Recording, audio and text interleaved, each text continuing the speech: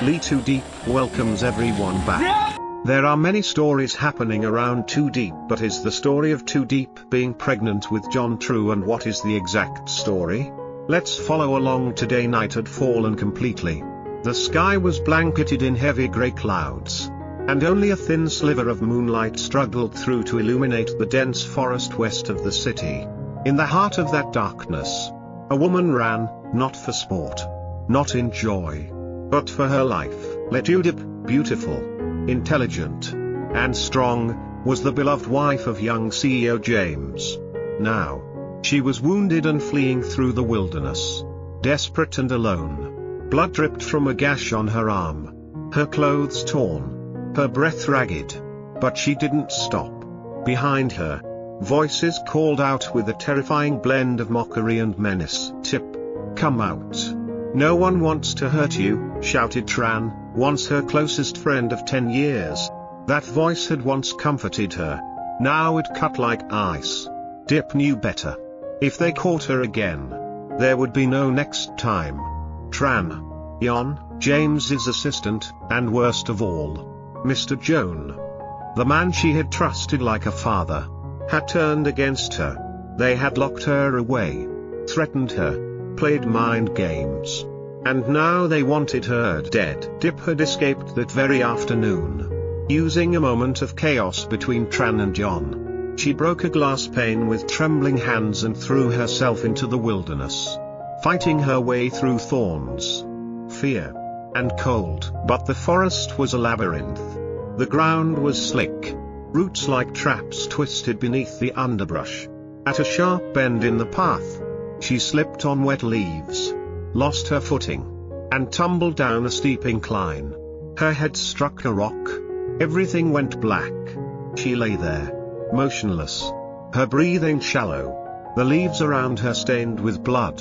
The night was silent again, save for the wind and the distant footsteps of her pursuers. Fading, elsewhere, not far away, James was racing down a dirt road in his car.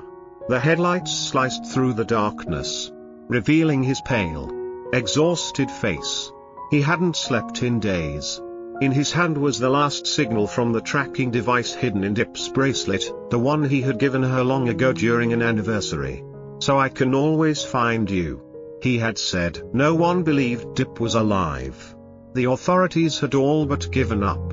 But James hadn't. His heart refused to let go. He knew she was out there, somewhere, waiting for him. He grabbed his flashlight and entered the forest without hesitation, shouting her name. "Diep, it's me, James. Where are you?" No answer. Only wind and trees. But then, he saw it.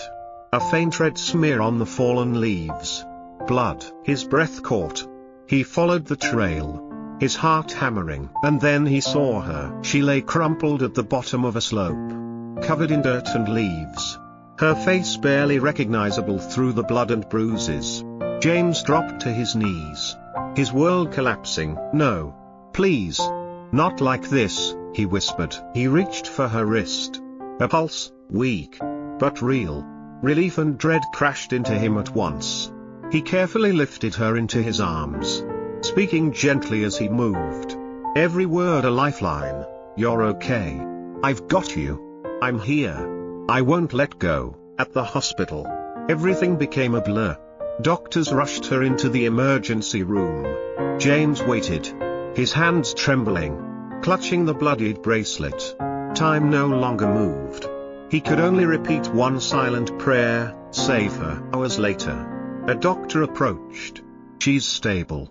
She made it through the worst." James collapsed into a chair, overcome with gratitude and grief. In the days that followed, James never left her bedside.